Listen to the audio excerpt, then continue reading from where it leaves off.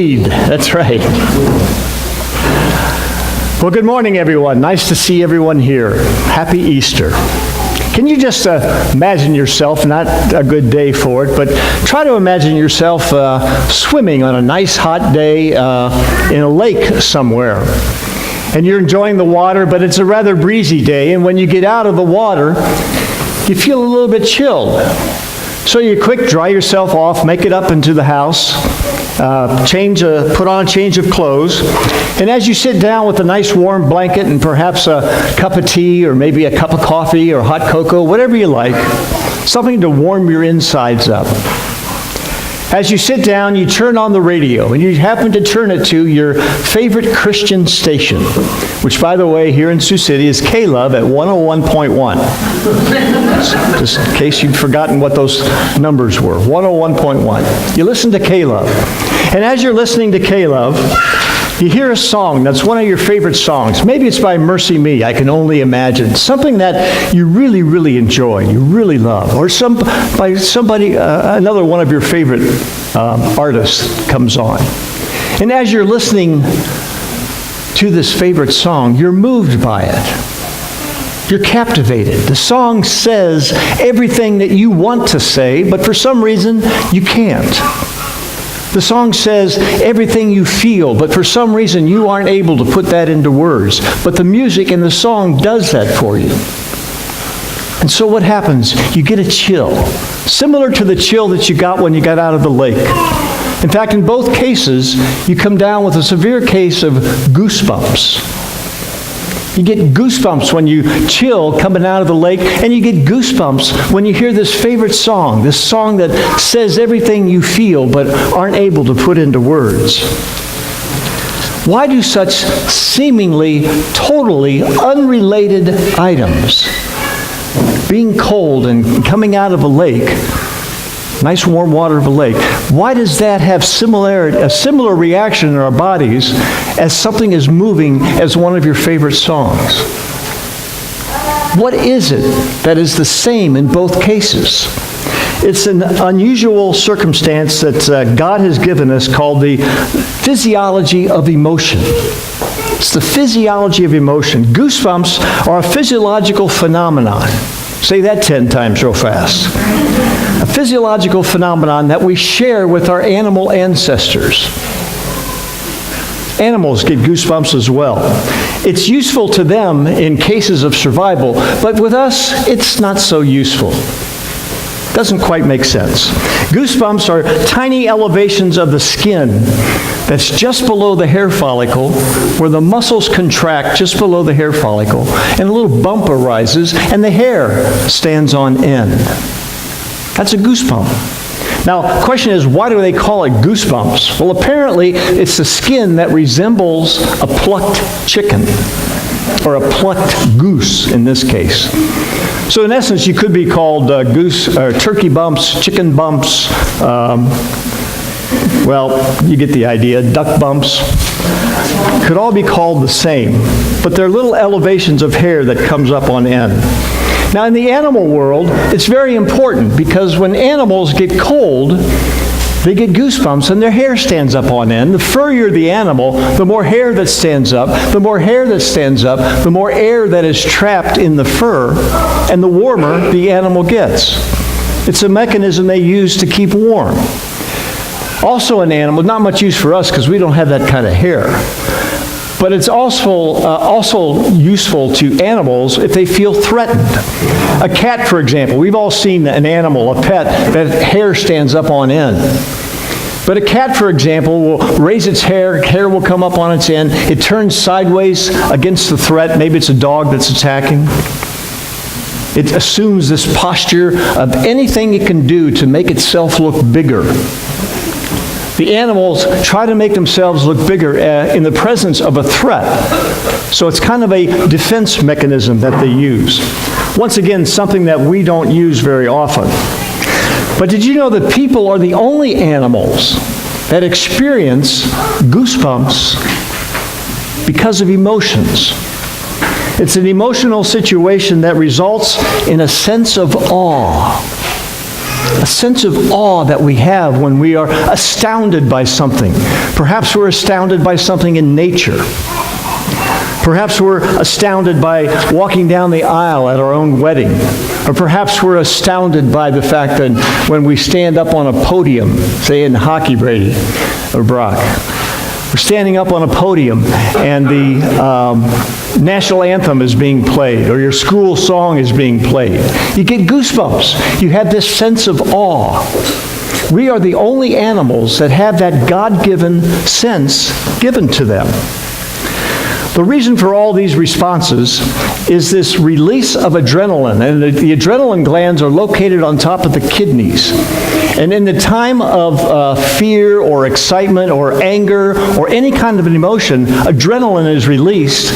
The hair stands up on end on our skins. We get goosebumps, but we also get sweaty palms. We get elevated heart rate. We get an elevated blood pressure. We have this fight or flight reaction to danger. But it also reacts with us when we have that sense of awe, that sense of wonder, that childlike response. It's something that is very moving to us. This hormone is used in the animal world to, again, provide defense mechanism against any kind of a threat. Again, it's a fight or flight reaction that they can have. It gives them this burst of energy to get away or to fight. All can produce an amazing reaction within our own minds and within our own bodies. Now today, I would like to discuss and focus on why we feel awe and exactly what it is and how it affects us. As we said earlier, we are the only beings on earth that experience awe, that have this sense of wonder of our surroundings. Awe is defined by Webster as an overwhelming feeling of reverence, an admiration, fear, etc., produced by that which is grand, sublime, extremely powerful, and the like. God has given this ability to feel awe. In fact, not only has God given us that ability to feel awe, God has hardwired us in order to feel awe. We are meant to experience awe. We are meant to experience the grandeur of our surroundings. And sometimes we forget to do that. Sometimes we don't notice our surroundings and we miss out on that sense of awe. But why is that important? Well, let's take a look at a clip that explains a little bit further about what awe is and how unique it is to the human body.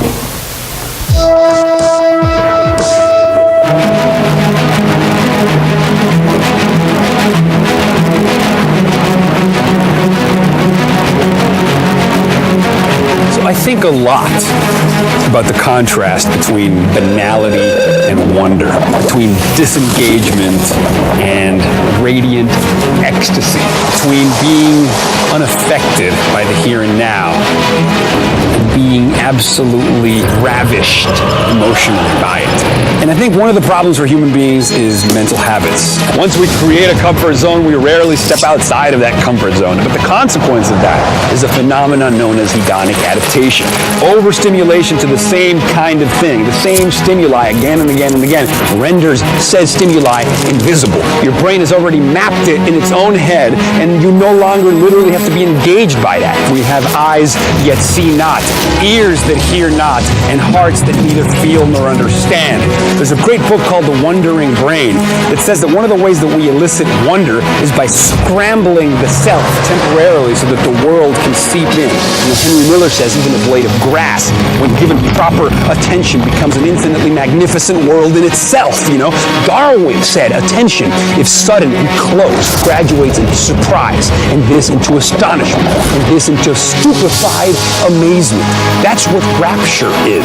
That's what illumination is. That's what that sort of infinite comprehending awe that human beings love so much. And so how do we do that? How do we mess with our perceptual apparatus in order to have the kind of emotional and aesthetic experience from life that we render most meaningful, because we all know those moments are there. Those are the moments that will make final cut. Only in these moments we experience afresh the hardly bearable ecstasy of direct energy exploding on our nerve endings. This is the rhapsodic, ecstatic bursting forth of awe that expands our perceptual parameters beyond all previous limits, and we literally have to reconfigure our mental models of the world in order to assimilate the beauty of that download. That is what it means to be inspired. The Greek root of the term means to breathe in, to take it in. We fit the universe through our brains and it comes out in the form of nothing less than poetry. We have a responsibility to awe.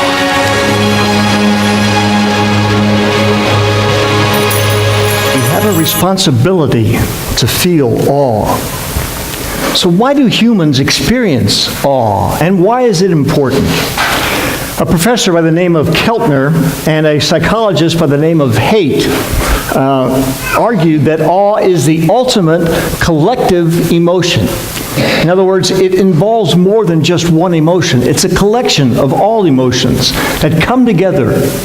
And when it comes together, we feel these goosebumps. We have this sense of awe, this sense of wonder about our life and about life around us. It motivates people to do things for the greater good.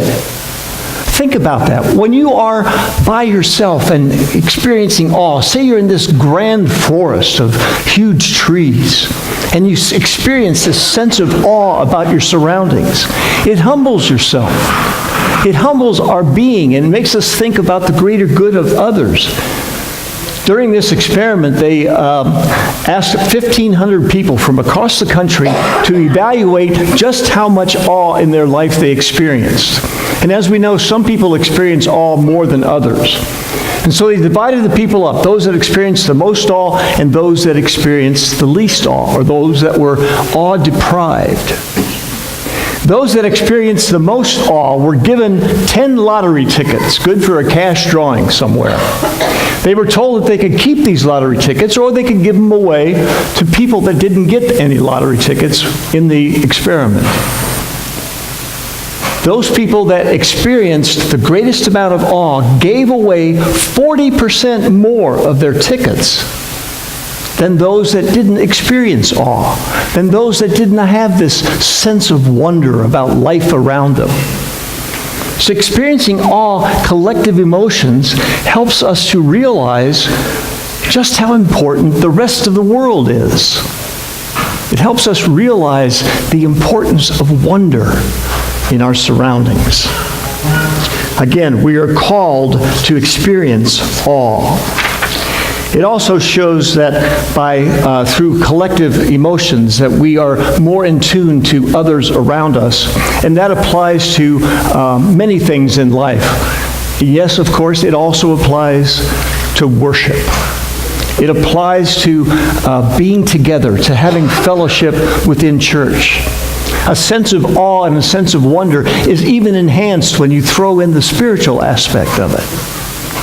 We as Christians have an advantage over other people that experience awe, because not only are we called to appreciate and notice and take note of the wonders around us, but we are also called to feel a sense of awe in the Creator, the one who created these wonders around us. It's great to look at the Grand Canyon and see the sense of wonder that happened there. But when you also then throw in the factor that you're appreciating the Creator of the Grand Canyon, it enhances, it deepens your sense of awe. And in doing so, it deepens your sense and awareness of everything else around you. A sense of awe is so important. Research found that even brief experiences of awe, such as being again in the middle of a grand forest or tall trees, it reduces the narcissistic effect. It reduces a sense of entitlement. It reduces a sense of selfishness. It helps us to understand that there's more to life than just us. We are not entitled to so many things. When we give credit to the Creator and also recognizing the awe around us, it de-emphasizes the self and re-emphasizes others and creation around us. It's a great balancing act of our social lives between the gratification of self-interest and concern for others, and also a concern for the greater good. You could make the case that today we live in a culture that is awe-deprived. We have people that commute hours sometimes to work. It's the same route every day. It's the same mundane experiences every day. And in going through those experiences, we become awe-deprived. We don't notice our surroundings. We take so much more for granted when we have that kind of a situation. This also goes for children. Quite often in budgetary cuts of school systems, they cut out the arts, they cut out music, they cut out the things that enable our children to further experience a sense of awe. Time outdoors for free exploration is minimized and are sacrificed for resume-building kind of experiences within our schools. The same is true for church and non-church goers. Sometimes we feel that we have a lack of faith in this country, that we feel that faith is going by the wayside. I don't believe that. I believe our faith is as strong as it always has been. But what we have lost is our sense of community. I hear so often people saying, I don't go to church because I pray to God every day by myself. Faith is hard. There's nothing easy about Christianity. It's difficult. And we need other people in our lives to help us with that, to encourage our faith, to keep it going. When we're down, when we feel we need the help, that's where fellowship comes in. And that's where that sense of awe is even enhanced. We are called to worship with others. Now, we can take great advantage, as we said earlier, when we recognize the sense of awe and we attribute it to the Creator. As we look at these things, we are called not to be in awe of the view alone, but we are called to be in awe of who created it.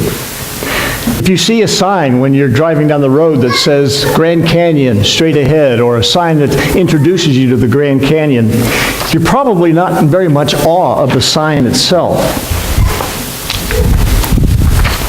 It's not meant to generate awe. The sign itself is not meant to generate a sense of awe. It's that which that is pointing to. So it's quite similar to giving credit to the Creator. If we look at the Grand Canyon or a Grand Forest, that is a sign that points to the Creator.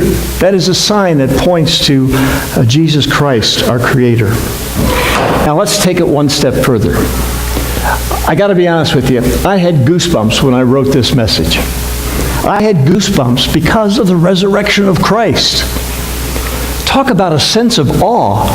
Talk about a sense of goosebump generating experience. Can you imagine the sense of awe that the women had on the story that Bonnie read to us, when they realized that Christ was not missing because his body was stolen or because his body was moved, but he was missing because he was risen. He had come back from the dead. When the disciples realized that Christ defeated death, can you imagine their sense of awe? Same sense of awe that we are asked to feel as well. Can you imagine when the disciples saw the risen Christ and doubting Thomas himself put his hand in the wounds so that he could experience the risen Christ? Can you imagine the sense of awe that the two disciples had on their way to Emmaus when they realized that the person walking with them and had sat down when they got to Emmaus to have dinner with them, when they realized that it was the risen Christ? Can you imagine their goosebumps? Can you imagine their sense of awe that they felt? Something that only they could feel. They felt such a sense of awe, they ran all the way back the 7 miles to Jerusalem to tell the other disciples. Can you imagine the sense of awe at Pentecost when the disciples, including Mary, the mother of Jesus, experienced the indwelling of the Holy Spirit? Can you imagine that? The sense of indwellment, the sense of greatness that they felt when the Holy Spirit took up residence in their heart. An amazing sense of awe. Our brains and our ears can tell the difference between beautiful music and noise. We can tell the difference between sour and sweet when we taste it, rough and smooth when we feel it. All of those things in themselves are amazing. But when we realize that they're all gifts from God, that sense that we feel and see and taste is a gift of God, makes that sense of awe even greater. We not only desire awe in our lives, but we have been wonderfully created by God with the capacity to interact and appreciate awesome things. To appreciate the risen Christ that we celebrate today. With all this influence from the phenomenon of awe, we can see that where we look for awe shapes our lives. If we look for awe in material things, if we are in awe because of the automobile we drive, we soon lose that sense of awe. It doesn't have the value that the sense of awe for nature and the sense of awe for the Creator provides to us. We don't look at Ford Motor Company in a sense of awe because we're driving a Lincoln Continental. When we have material things as our generator of awe, we tend to lose interest in awe. They go away. It's important to realize that every created awe in this world is designed to point exactly to the Creator. Creation in itself is awesome. Jesus' resurrection is awesome. God designed everything, including God as man that defeated death for our benefit, is amazing. These children up front are a sense of awe. The goosebumps I feel at this point, however, are not as a result of awe. Remember that God created everything on our behalf, for our behalf, with a sense of awe. He created everything to be awesome to us. And God designed you to take in creation's awesome display. You are meant to be inspired and to celebrate awesome things that come from the Creator's hands. These awesome things were not meant to be enjoyed as they are. They're not a stopping place. We are to look beyond what we see and show that appreciation for the one that created it. Now just imagine the awesome feelings, again, that the women had when they saw the empty tomb, and the disciples had when they went to Emmaus. Deepen your sense of awe. Think about it every day. Look at your surroundings. See what is around you. Be in awe of what you see, and be in awe of the person or the one that created that. Allow the Holy Spirit of the risen Christ to indwell your heart, to take up residence. See the awe in everything. See the awe in the risen Christ, and give the credit to the one who allowed such a rising. The one and only Creator God. And He did it for our benefit. Your life will be better, much better, because of it. That's been proven. And that's also a promise. Amen. If we could have our ushers come forward, please.